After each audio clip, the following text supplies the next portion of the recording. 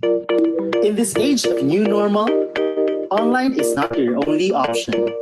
Because new normal means new learning modalities and new learning possibilities. Let Vibal make learning offline possible with Smart Class. Smart Class contains pre-made daily modules sequenced according to DepEd's budgeted teaching and learning calendar.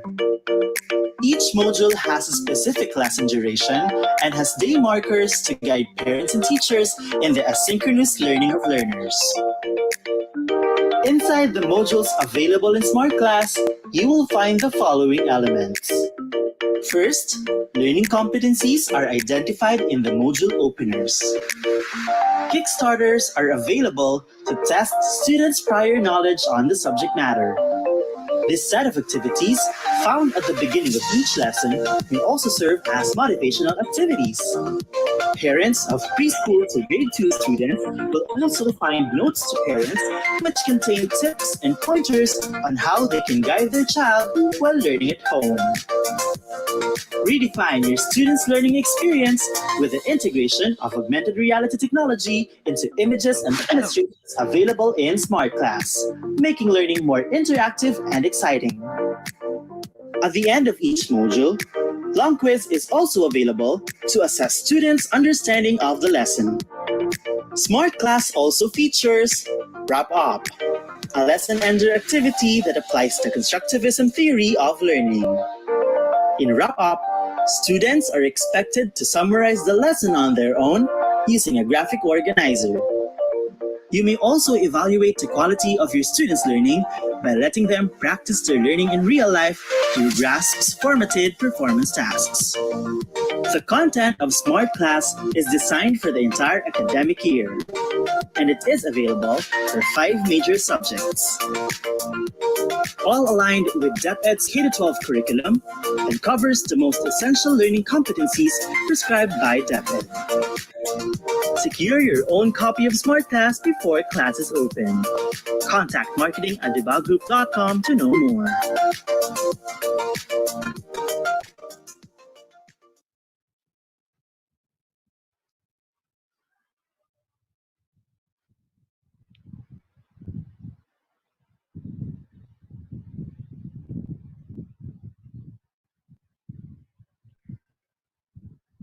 Good afternoon, Kavibal, and welcome to our senior high school webinar series.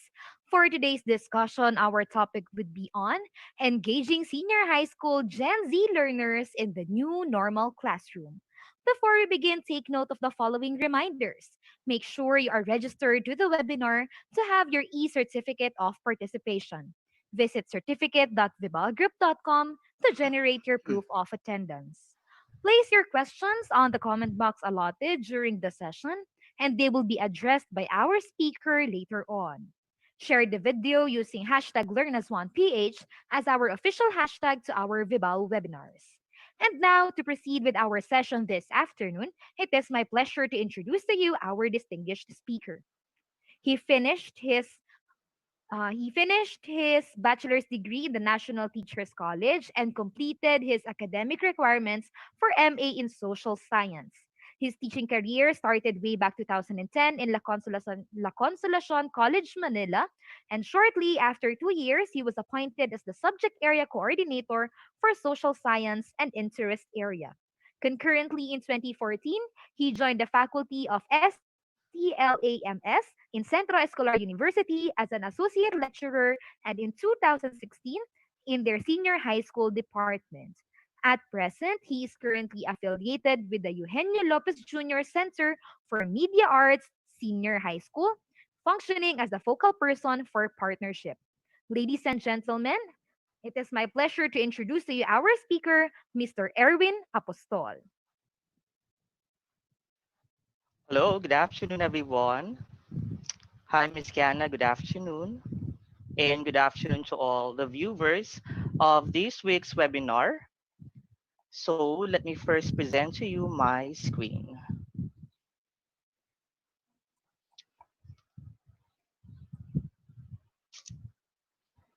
Okay, so once again, good afternoon, everyone, and welcome to this week's webinar, So before anything else, I would like to thank first, of course, the Vibal group for mounting an activity like this.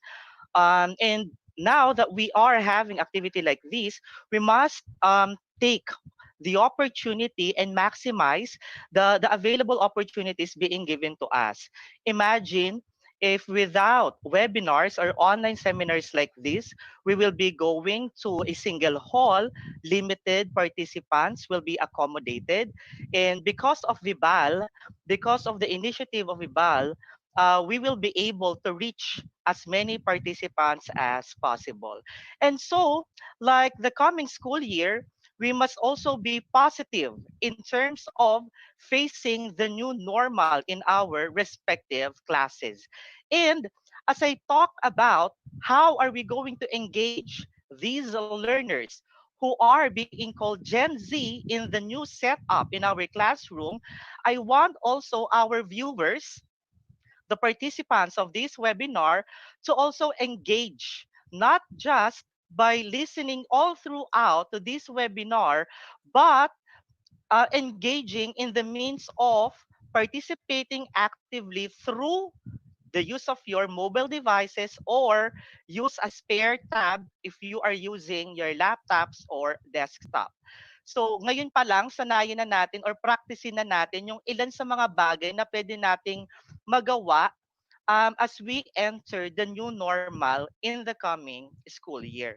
So again, bago ko din pala umpisahan ito, gusto ko lang din batiin muna yung father ko who is also celebrating his 54th birthday today. So this is actually a double celebration for me. Number one, for my father's birthday, and number two, for sharing with you the little knowledge that I have. And I hope I will be able to at least help our viewers for today on how can they help this, I mean, how can they engage other learners in the coming school year. Okay, so at the end of our session this afternoon, we must be able to answer the following questions. Number one, who are considered Gen X, Y, and Z?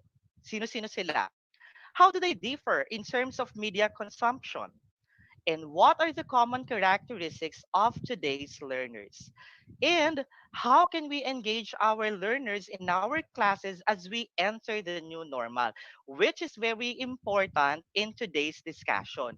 So as I discuss or as I share with you some of ideas or concepts on this particular topic, magpapasok ako ng ilan sa mga bagay na pwede nating magawa sa mga klase natin, be it online or offline. Okay? So again, reminder, please prepare your mobile devices as we will be having some online activities as we go along with the discussion this afternoon. Or spare a new tab in your, if you are using your laptops or desktop. Okay? So according to the published article by Kasasa.com dated June 18, 2020, they gave a short description about the Gen X, Y, and Z. Actually, meron pang iba. Prior to Gen X, we have the baby boomer. Pero on this particular webinar, I want to ponder on to these three generations, the X, the Y, and the Z. So bakit sa Gen X, Y, and Z lang? Sa classroom setting, sa educational arena, these are actually the generations who are actually present, who are actually the key movers in the educational arena. Why? Let's try to find out one by one who are these people. The Gen X are the ones who born between 1965 to 1979. They are currently between 41 years of age to 55 years old. So, ito yung mga seasoned teachers natin. Ito yung mga lodi natin. Ito yung mga idol natin. Kumbaga, most of the things that we are doing right now, our being is actually, I mean, part of our being is actually the strategies or the image coming from our seasoned teachers.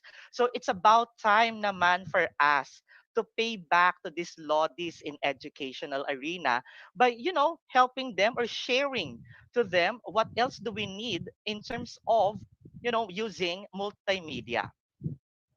Second, the Gen Ys or the millennials. These are the people who born between 1980 to 1994. They are currently between 26 years of age to 40 years of age. Lastly, we have the Gen Z. These are the people who born after 1995 and currently 25 years old and below. So kung mapapansin nyo, 'di ba, meron na rin naman tayong mga young professionals, young teachers who graduated and who started their teaching career as early as 21 years old. I do not know kung meron na 20 years old. Napakagaling kung meron man, 'di ba?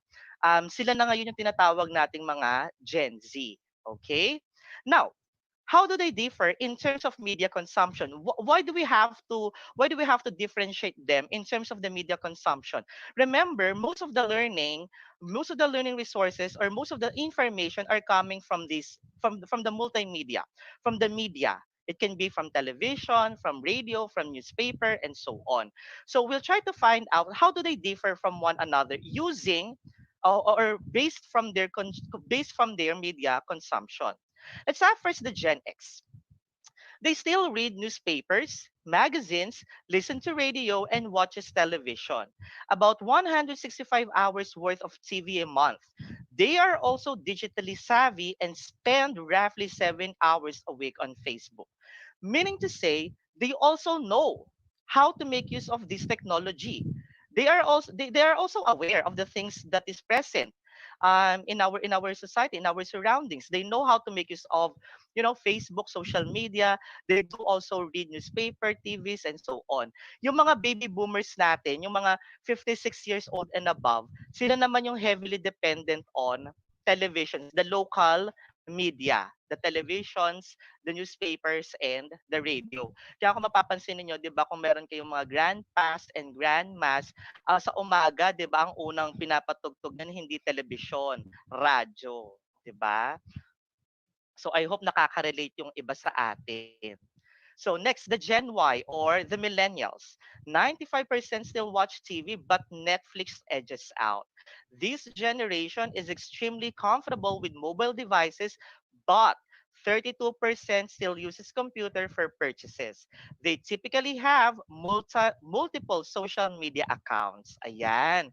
Ito na yung mga, yes, they do still watch television, pero they're more after with yung mga napapanood online.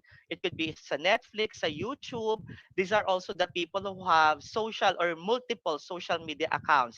Nandiyan ang Facebook, YouTube, Instagram, o yung iba may Telegram pa, o di kaya naman may mga social dating apps pa. 'Di ba? Sila na yung mga batch na yaan. And then lastly, the Gen Z.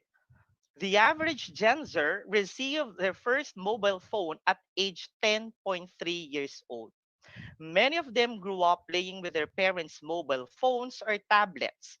They have grown up in a hyper-connected world, and the smartphone is their preferred method of communication. So a while ago, before we start this webinar, since we are celebrating my father's birthday today, yung tita ko tsaka yung mama ko kayo nagpe-prepare ng food.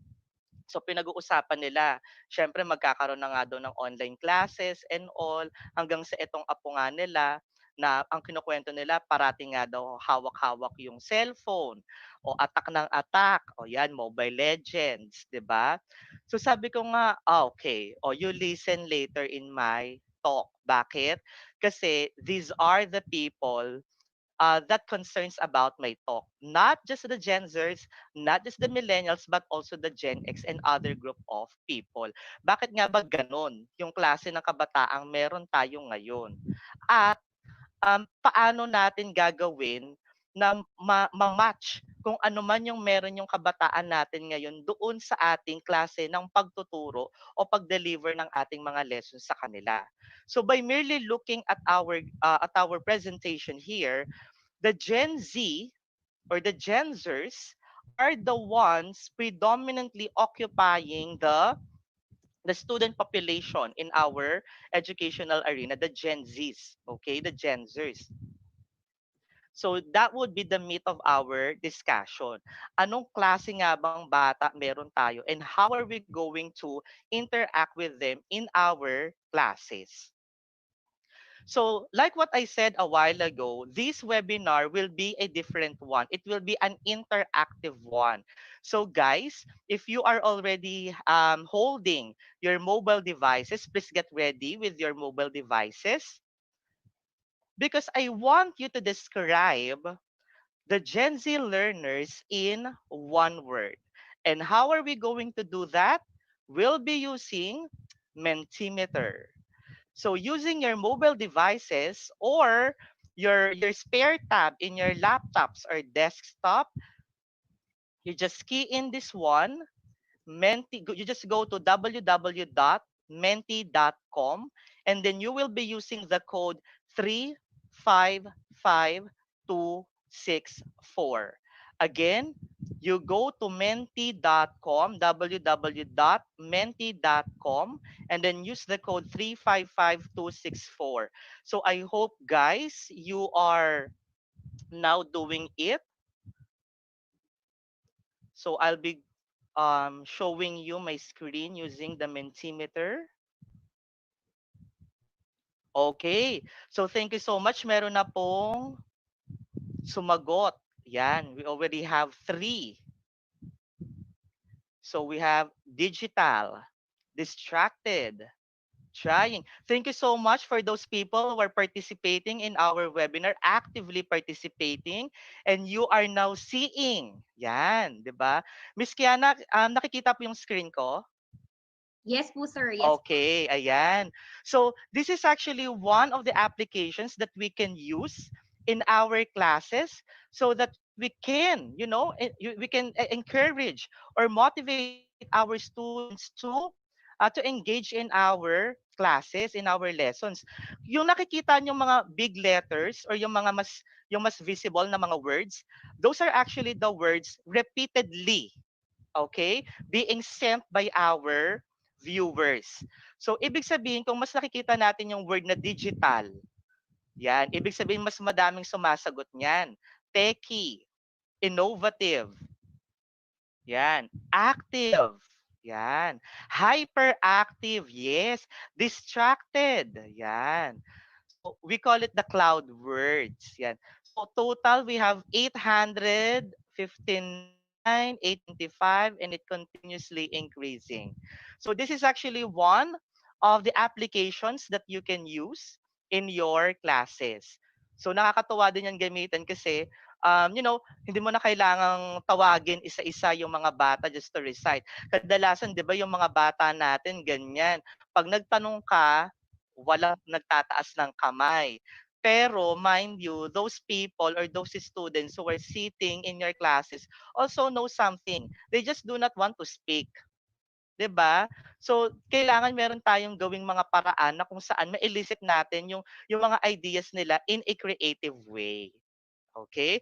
So again, thank you so much po sa mga nag-participate on this particular activity. So I will now going to go back to my PowerPoint presentation. Oh, don't worry, we have other activities pa. Yan. Okay, let me now go back to my PowerPoint presentation. Okay. So, from those voluminous descriptions that you gave a while ago, Mac Grindle gave us 5 major characteristics. So, sabi nga natin, di ba, the very first rule in education, in teaching learning process, we must be able to know our learners.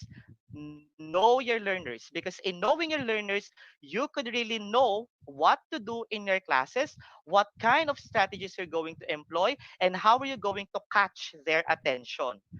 So, tignan natin, paano nga ba niya dinescribe or how did Macrindle characterize this group of students or the generations or the students nowadays?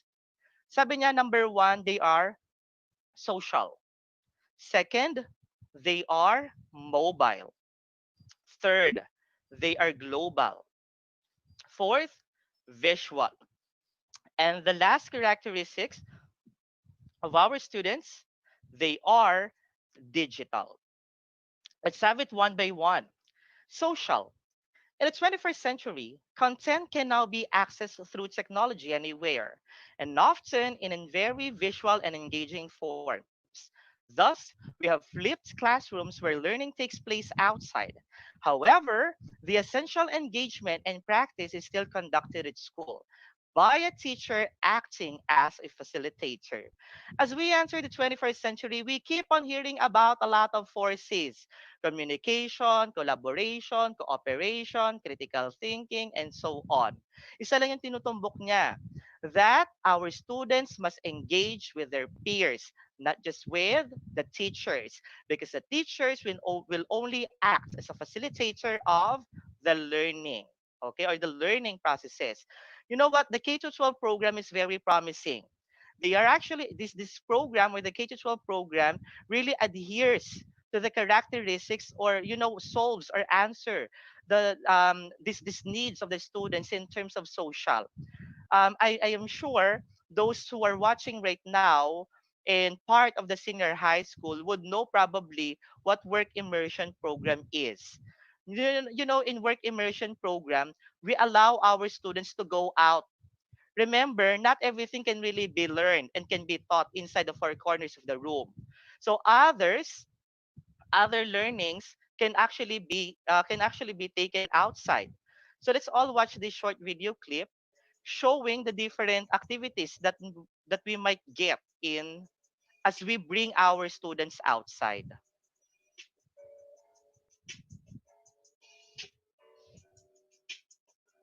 So these are actually the partner companies of our school, and these are our students engaging in the work immersion program.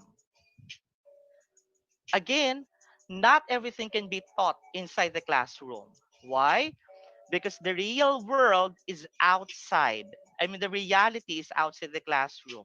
And so therefore, we have to immerse them outside the classroom.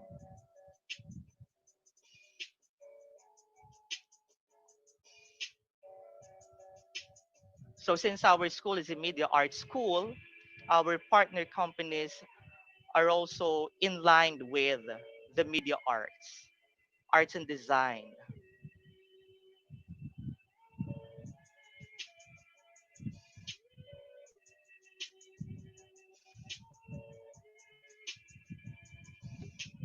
And you know what? After doing the work immersion program, you can actually process some of the reflection from your students, and you would really be amazed about the reflections, or about the things that they've learned. These are actually the lessons which are really authentic and that they can really make use eventually as they venture to a bigger world. In fact, yung iba nga dyan halos nag-iyakan pa kasi yung hirap nga daw na dinanas. Alam naman din nila na magagamit nila in the future.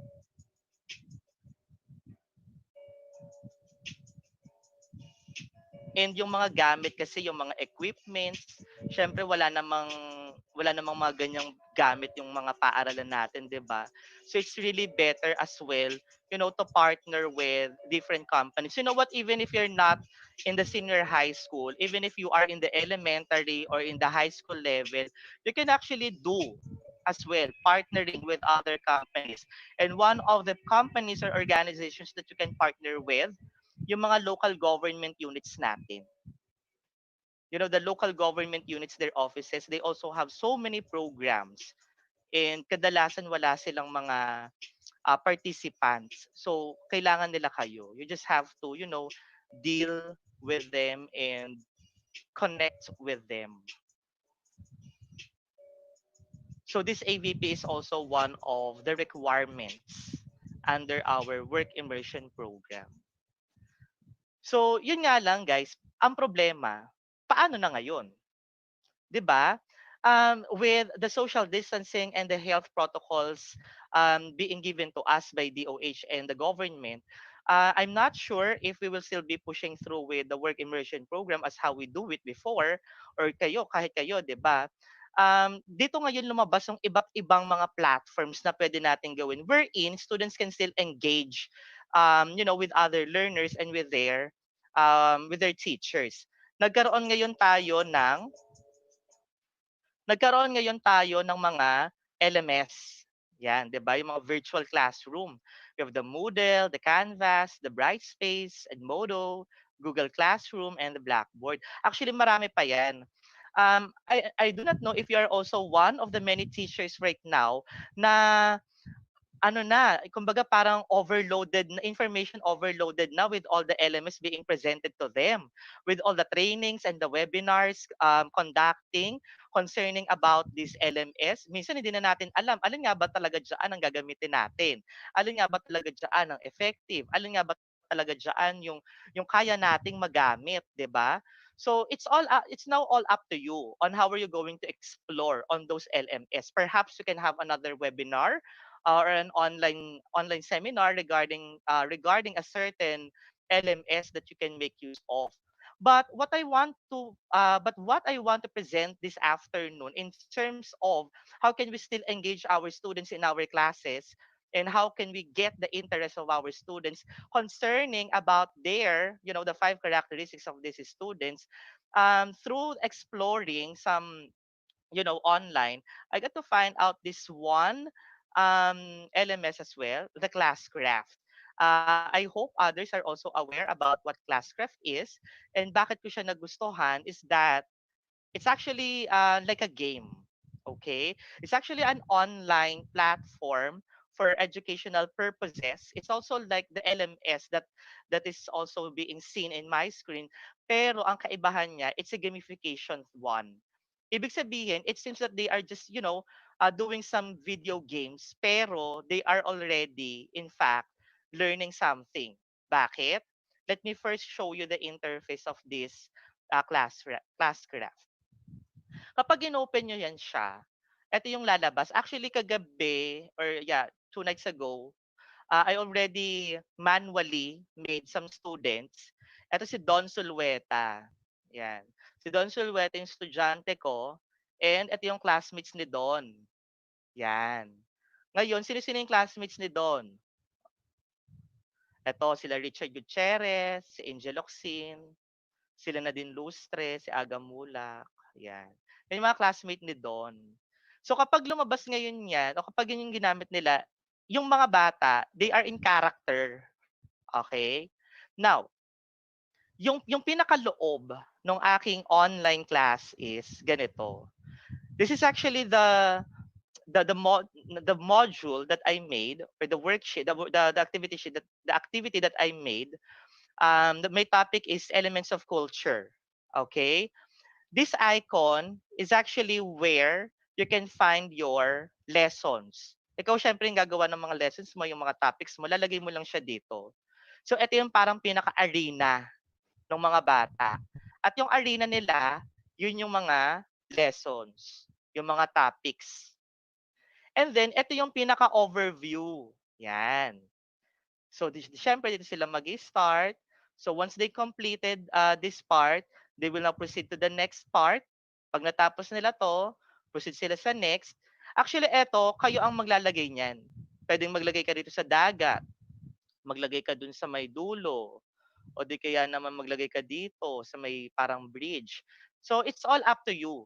So parang meron siyang parang mga levels, 'di ba? Parang 'di ba ganun din sa mga video games? Parang you have to unlock first a certain topic or a certain lesson before you proceed to the next one. And then ito yung closer view. Let's say for example, magi-start na yung lesson. Ayan. The introduction. Now, pag nabasa na yung introduction, you can now proceed to the first lesson. Okay? Now, this one, eto ngayon yung mga topics ko under elements of culture. It comprises beliefs, symbols, language, values, and so on. Now, for the introduction, kung gusto nyo, pwede kayong gumawa ng parang story para feel na feel nila na they are really in character. Tapos you can also attach your files. Let's say, for example, you want to have an outline of the topics that they have to complete. You can attach it here. Okay? And then why is it is also engaging? The story, this is actually your introduction, the tasks, I mean, the things that you want your students to do, the assignment, if you want to give them assignments. Tapos ang maganda rito, let's say for example, they finished ahead the assignment and they submitted it ahead of time. You can give a certain points to them, an extra points. Tapos yung points na yon, magpapalit siya ngayon ng mga costume ng character. O di kaya naman, pwede siyang magkaroon ng kapangyarihan. Yung mga kapangyarihan naman na niya yun, pwede niyang magamit kapag halimbawa nababawasan siya ng points. Tapos ito yung discussion wherein the students can discuss among themselves. You can post a question and then you have, if you want to require them to post their opinions, their insights, or their ideas, and then the progress if they are or if they completed the tasks. Ayan. So, para makita nyo kung ano talaga how does it feel to be inside the class that I made. I have here codes. However, I only have 25 codes. Pag halimbawang gagawa na kayo, pwede naman yung kung may mga Google Classroom kayo, if you already have students, you can easily assigned a certain codes to these students. Pero in this particular webinar, I manually did it para matry ninyo siya. Okay? So, pili lang kayo ng isa. Yun nga lang, meron lamang 25 from the many viewers that I have right now. You just have to go to www.classcraft.com. This is another application that you can make use of. And then you just have to log in using your Google account. Then you just have to use one code from above. So maybe later, if-flash ko na lang siya ulit kung halimbawa, or screenshot niyo siya para later you can try it. Okay? Now, para sa iba, I'll be showing you what's inside. Okay. So, halimbawa, ito na yung nyo, no? Nagpunta na kayo sa www.classcraft.com. Log in. And then, you will now be directed to the platform. You have to sign in using your Google account. Or if you want to sign up, pwede rin naman. So, kailangan lang meron kang email account. And then for the student, you use I'm a student. Pero kung kayo yung gagawa, use the account, the teacher. So, lalagay nyo lang dyan yung code na binigay ko kanina. And then, presto. There you go. Sino siya? Si Charmaine Sigwat. Yan. So, eto na ngayon siya. Ngayon, pupunta na siya sa klase ko. I-click lang niya later yung quest.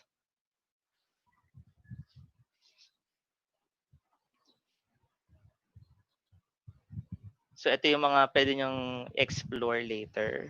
So, pupunta siya sa quest. There you go.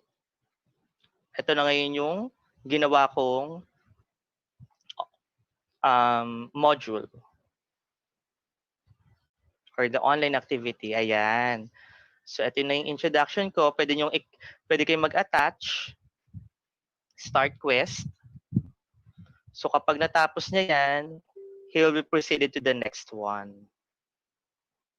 So, ito yung story. Pwede kayong maglagay dyan ng mga short information or description. The task, they have to give examples of the norms. And then, assignment. The discussion part. And that's it. So, you see, guys, you can also do this. You can also have this one. So, perhaps you can just explore first. Kasi ako medyo natagalan din ako bago ko siya nakuha. Pero when I presented this to some of my students, just days before this webinar, natuwa din sila, naaliw din sila. Kasi para nga namang naglalaro lang sila and that they are in character. But at the same time, they are learning. Okay. So that's the first one, being social. Now, let's proceed to the next characteristics of the learners that we have right now. They are mobile. Not only through technology do today's students interact, but they are mobile in terms of the jobs they will have and the homes they will live in. It is therefore important to think about how you can equip this generation with not just content, but resilience in a changing world. Isa sa mga nakikita kong problema at present, okay, in terms of our learners is that they are actually in the fast phase mode always. They want everything to be as instant as possible.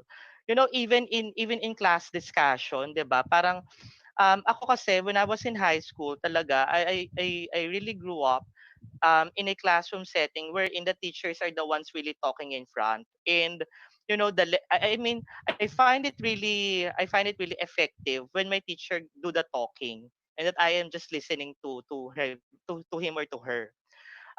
Maybe because during that time, very dependent tayo sa information na makukuha natin sa mga teachers natin.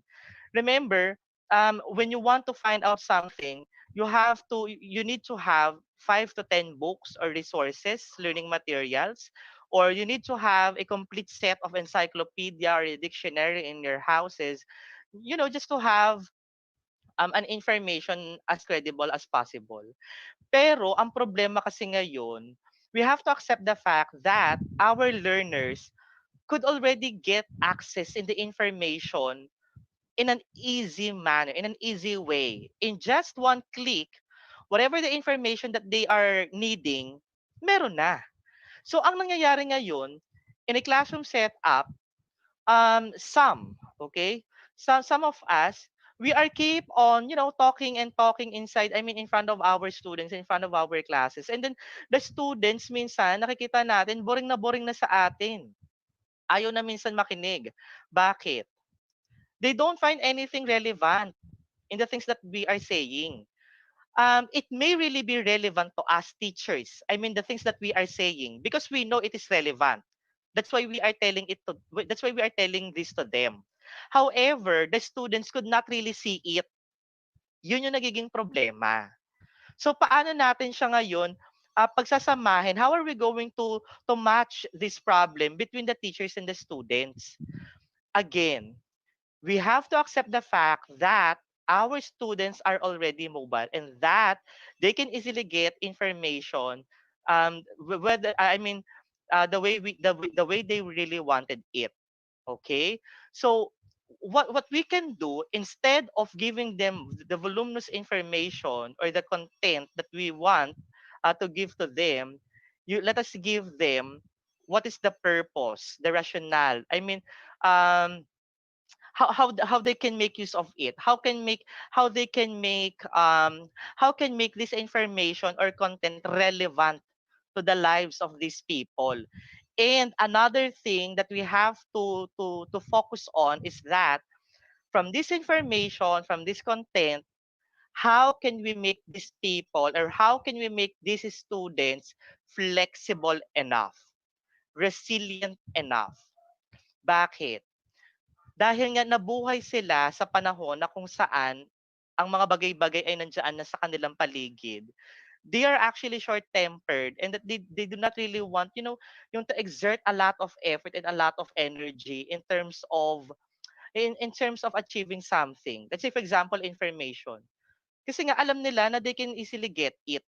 So ang kailangan nating gawin, paano natin sa kanila maipapakita na itong lesson na ito ay relevant sa buhay nila. Paano? Provide rationale. Always and ever. Instead of giving them the full content or the whole content of your lesson, you just give them the reason. Why do they have to learn your subject? And mind you, if they were able, or if these people, or if these students will be able to see the relevance of your subject, of your topic, hindi mo na kailangan magsalita. Kasi sila mismo ang hahanap ng impormasyon na yaan. Baka nga magulat tayo, mas alam pa nung bata yung tinuturo natin kesa sa atin. Bakit? If it interests them, I mean, your topics, your lesson, the one that you are discussing, kahit gabi pa yan, hindi mo mapipigilan yan na mag-search. Pero kapag ayaw ng bata, yung nileleson natin o yung tinatopic natin, kahit anong gawing pilit natin, walang effort na gagawin yung mga yan. Okay? So, explain upfront why a lesson is important and how it's applicable in the real world. Siguro better din na yung mga gagawin natin ngayon as we enter the new school year, applicable into their houses. Like this is the lesson, how can they make use of it? How can make use of the lessons that we are discussing online to their respective houses, to their respective homes, 'di ba? Kasi nasa bahay sila ngayon eh, 'di ba? I mean, ganun siguro yung gawin natin this coming school year and something that they can really make use of. Okay? Next characteristics. They are global. Our students social, mobile, and third, they are global. They are indeed global. Today's students are the most globally connected and influenced generation in history and are not limited to the local but are global as never before.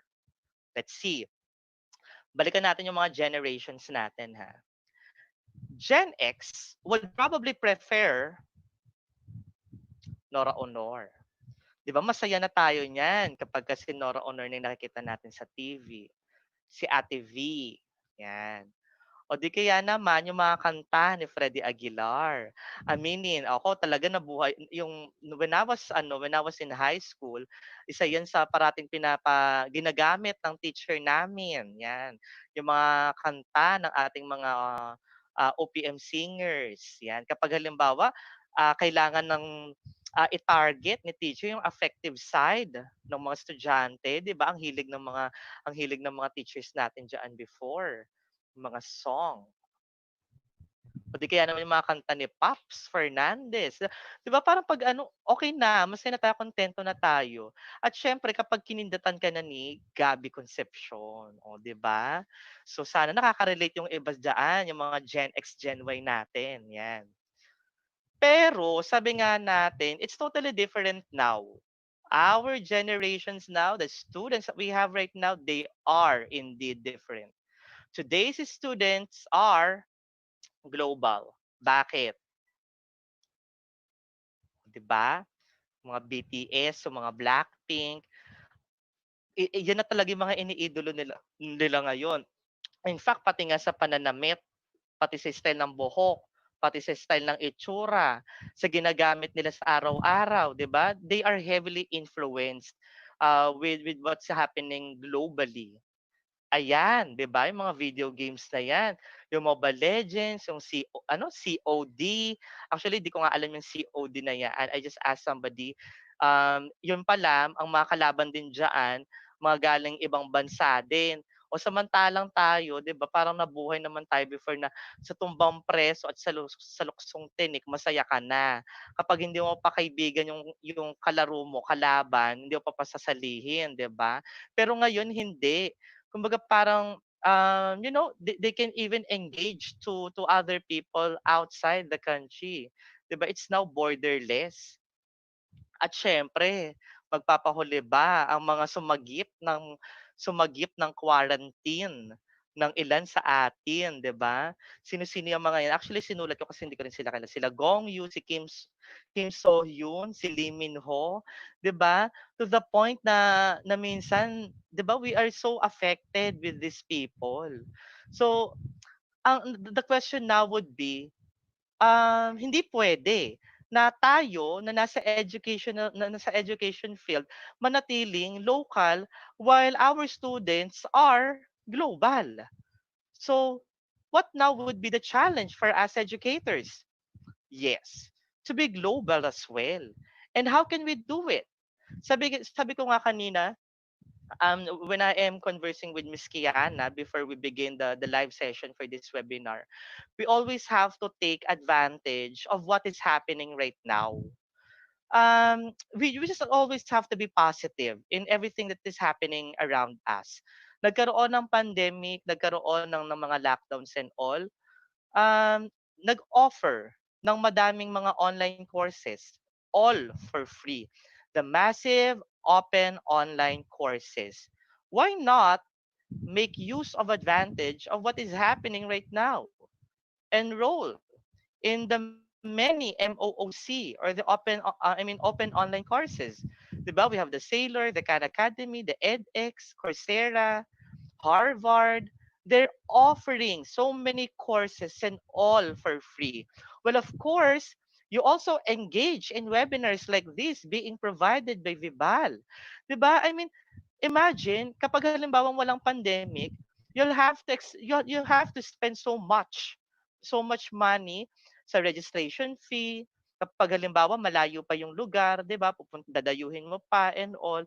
So, now that we are in our respective homes, pwede pa rin tayong maging global.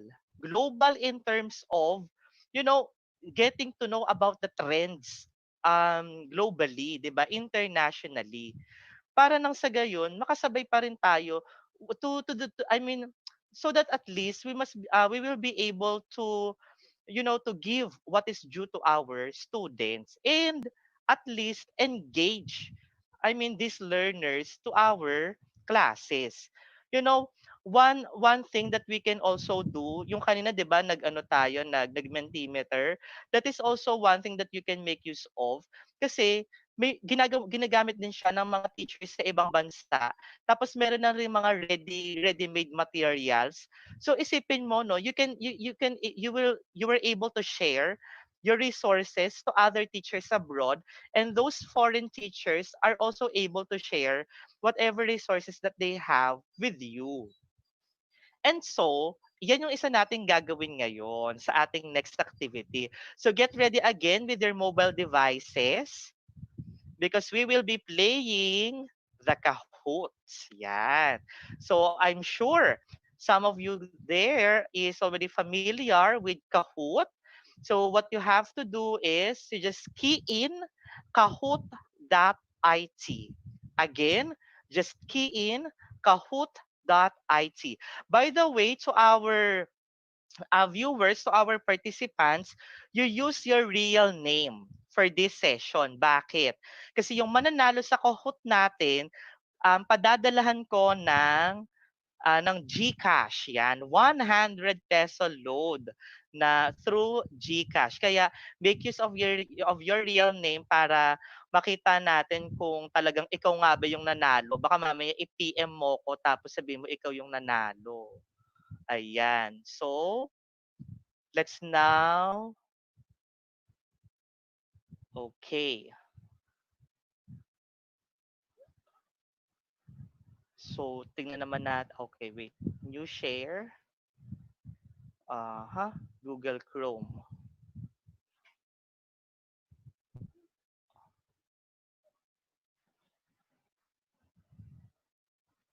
Okay, for a while.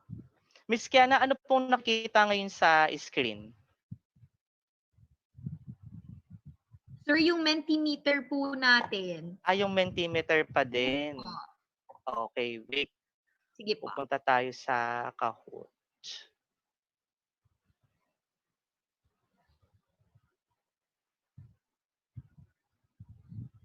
Ayun. Okay, so here's our game pin. Lagyan natin ng sounds para marinig din ng ating mga participants. So for our participants, Miss Kiana, ano na po nakikita? Nasa Kahoot na po tayo? Yes po, sir. Ayan, exciting. So make use of your real name. You just go to kahoot.it. And then you use our game pin 3842127. Again, our game pin, ayan, si Nestle. Yung pwede pong with first name and surname. Pero sige, wag na nga. Siguro, let's get 100 participants. Ay, ang dami, ang bilis. Okay, sige, mag-start na tayo. Yung mga, ayan. So, key in the correct answer. How do virus enter healthy cells? Breaking through, They enter through the pores, their key matches the cell's lock, or scientists don't exactly know. What is their answer? Okay, we have 60, 70, and 1. So, oh! Oh, anong nangyari sa 70, sa 80 plus? Only 5 get it correctly. Siguro mga science teacher to. So, who are they? Are you excited? Annalyn A. Balu. Yan. Palakpakan natin si Miss Annalyn. Second question. Yan. Habol-habol tayo, ha? Pabilisan po pala itong mag-key in ng sagot. Nakalimutan kong sabihin kanina. Okay, next question. True or false? Once inside, viruses usually replicate or multiply. Ay, ang bilis bigla nung iba. Gustong bumawi. Grabe, 360 answers. And there are 215 who got it correctly. And who top who among them got it correctly? Oh, si Miss, ay nawala si Miss Emmanuel. Ayan, si Emmanuel. 1,424. Wow. Nawala na si Miss Annalyn. Miss Marites, go laban. Next question. When a virus invades a living organism, the living organism becomes the virus. Protein code, host, genetic material, none of the above. 10 seconds to go.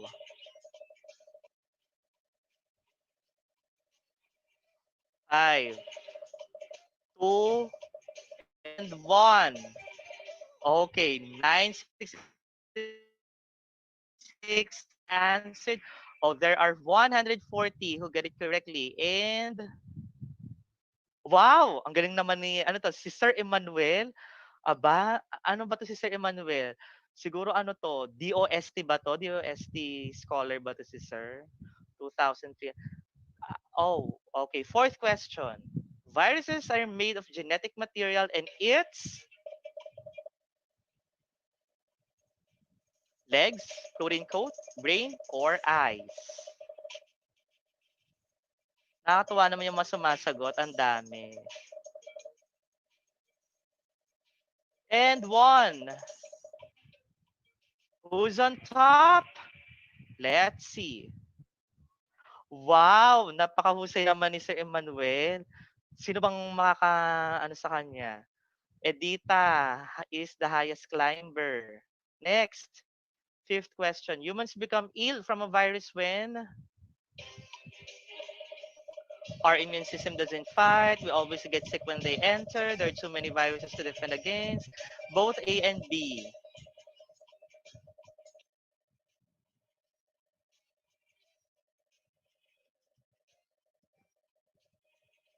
And 1.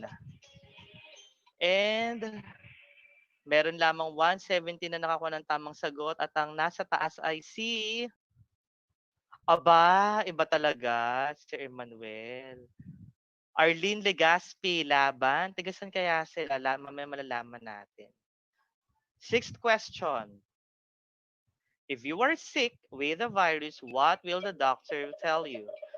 To rest, use over-the-counter medications for symptoms, stay hydrated, or all of the above.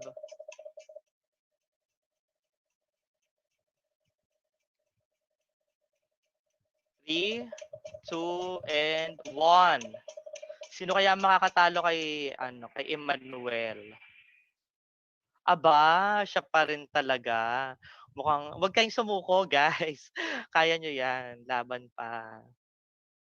Seventh question. How can we try to prevent a virus from taking over our body? You can't. Sleep, vaccine, eating vitamin C.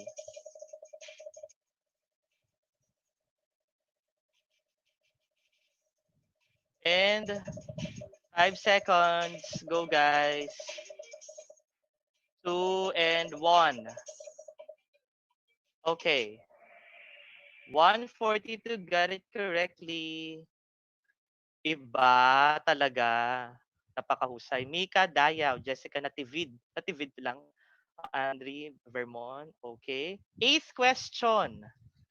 A vaccine contains bacteria, healthy virus, dead, weakened virus, or all of the above? Ha? Mabagal ngayon yung pag-under ng mga sagot natin. 3 seconds to go.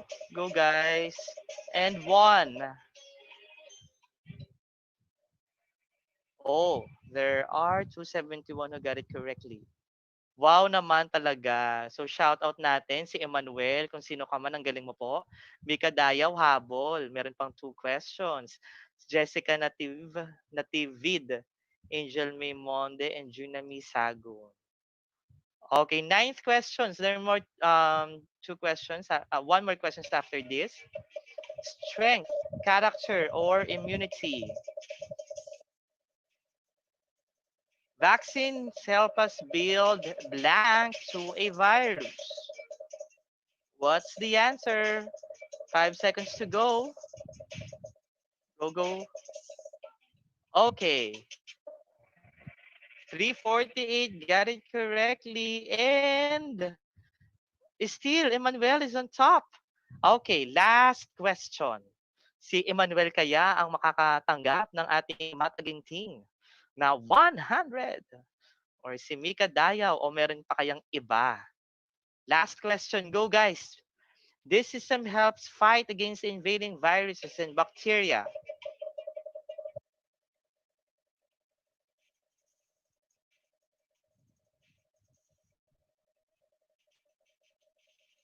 Okay, 5 seconds to go, and we can now meet our winners. Okay, 934 answered. Oh, 90 lang.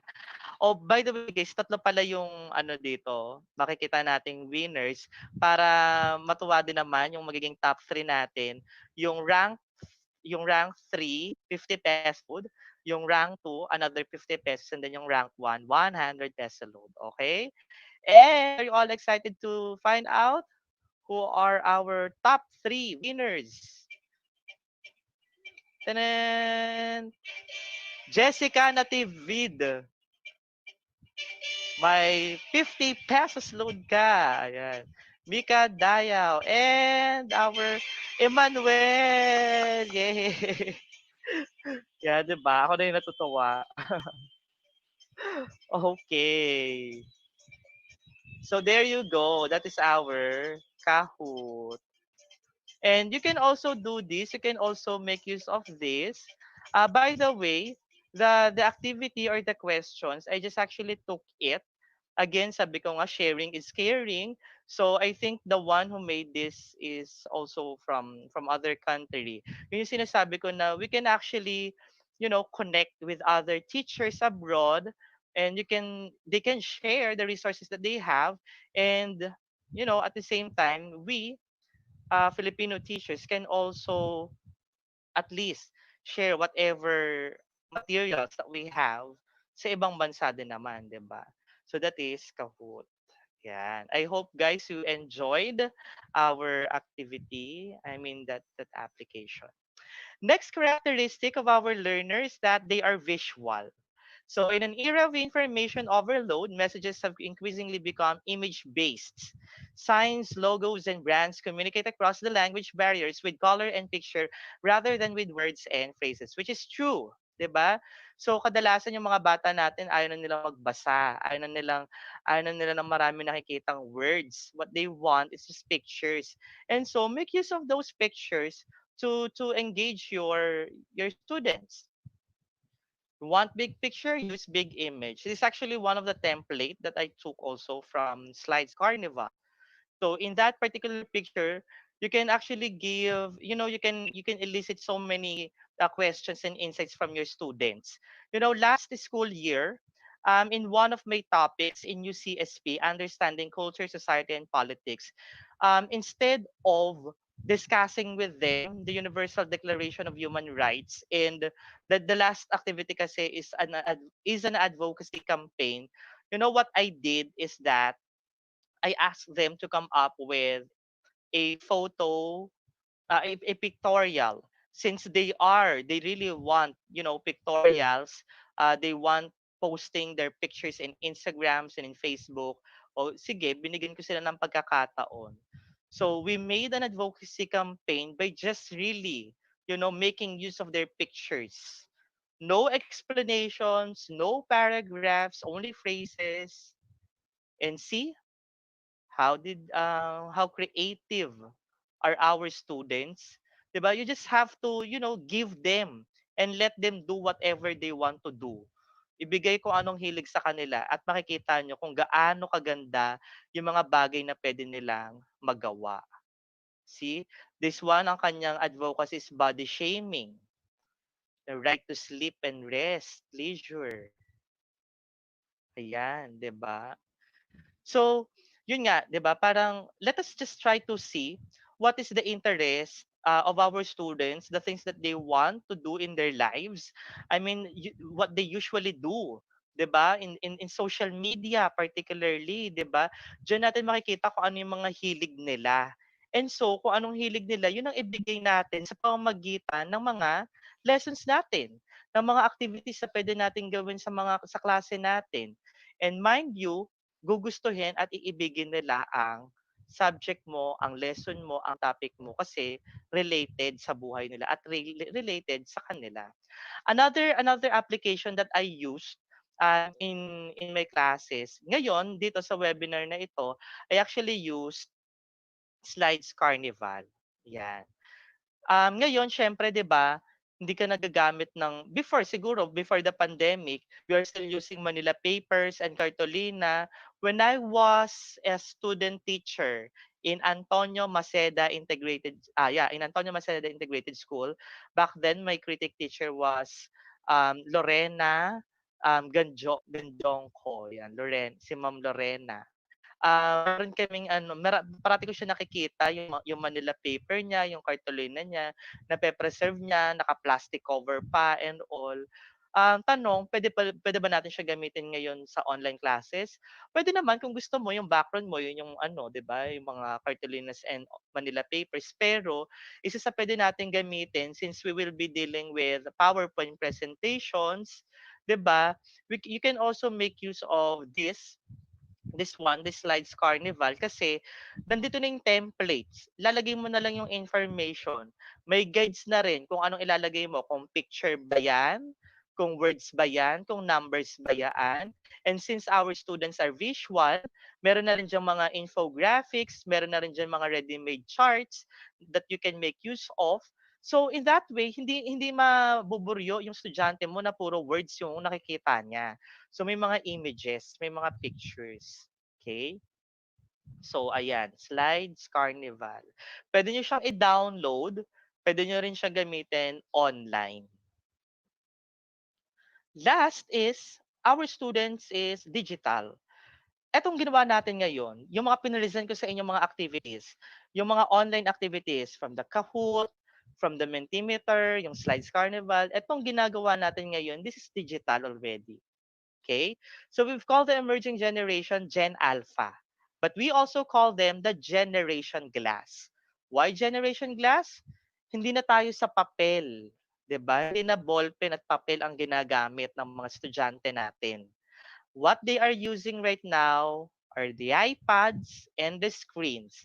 And on these iPads and screens, they learned. 'Di ba? In one of my classes, um, nung nagkaklase ako siyempre sanay ako nung sinusulat ko yung mga lectures ko. But one of my students told me, "Sir, okay lang po ba na naka-laptop?" I just allowed her. Bakit? Do'n siya natututo eh. I mean, kanya-kanya tayo ng paraan kung paano tayo natututo. For the Gen X and the Gen Y, perhaps, the most effective way sa atin pa rin is pagsusulat. Let's say, for example, ako, yung lecture ko ngayon, I wrote it. Sinulat ko muna siya sa paper and then I transferred it in a presentation. Doon ako mas hiyang, doon ako mas nagiging effective, 'di ba? Yung mga bata kung mas natututo sila sa iPad, kung mas natututo sila sa cellphone, sa laptop, sa computer, then let them do it. Allow them to do it. Allow them to use it. 'Di ba? I mean, sa cellphones, ayaw lang itago yung mga cellphones, then use it. 'Di ba? Video, nagamit natin siya. So there's no better way to explain this but this one. They are digital. So guys, teachers, viewers, I know that we are all teachers, we are all educators, and we are all innovators. So let us just try to recall what are the five characteristics of today's students. They are social, they are mobile, they are global, visual, and digital. So after this webinar, after knowing some of the things that you can make use of in your respective classes, I am not saying naman na change the way that you used before and then start learning about these things dahil ito na tayo papalaga tayo sa online classes. No. Like what I said a while ago, you are teachers, you are educators, I know you are innovators. The new normal classroom does not tell you to forget your time tested strategies. I know you already have something that you made from the past that you see and that you think effective enough in your classes, in your students. You are the teacher of your students. You know very well your students. And I know and I believe you know what is good for your students. But what I am trying to point out here is that while we do have the time tested strategy, we can still innovate it. We can still improve it and match it to what is existing. Adapt to the new trends in education. Let's say for example, in my case, I am really fond of asking my students to come up with a video. Okay, before pandemic, yes, we can do it. The students can do it. They can actually make videos. They can actually shoot. They can film and so on and so forth. But after the pandemic, can I still use it? Pwede pa rin ba yung klase ng paggawa ng mga videos nila? Pwede pa rin ba yung klase ng paggawa ng films nila before the pandemic? And now, after pandemic, hindi na. Pero sabi ko nga, these are the time-tested strategies that I have from the past. We can innovate it. Paano ko siya in-innovate?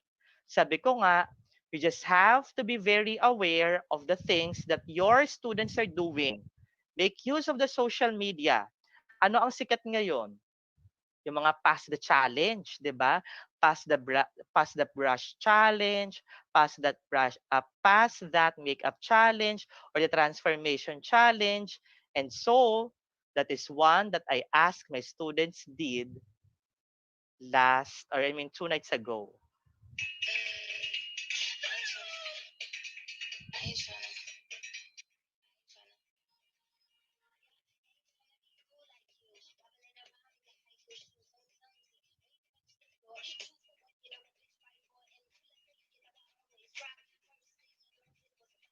So since we are a media art school and caters for media, yung mga gamit na pinapakita nila o yung mga bagay na pinapakita nila are all concerning or pertaining to the media arts. So eventually you can ask them, why are those things essential to their course? Why are those things important? What are the use of those things? And to you there, guys, to our viewers, you can also make this one. Let's say, for example, for the humanities and social sciences, what are the essentials for this group of people? For the STEM people, for the STEM students, what are the things that they think essential? For the ABM, for the GAS, for the sports, di ba? Pasa sila ng mga bola. Bola ng basketball, ng volleyball. Wag lang ikaw ang binobola nila, di ba?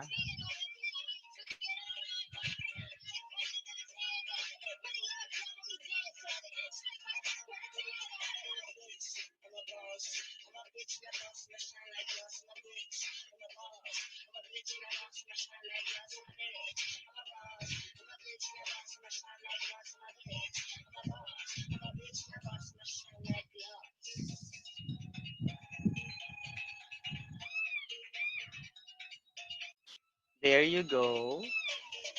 You see, kung before, yung heavy movies, heavy films, heavy short films, na hindi na natin pwede magawa again, we can just innovate it.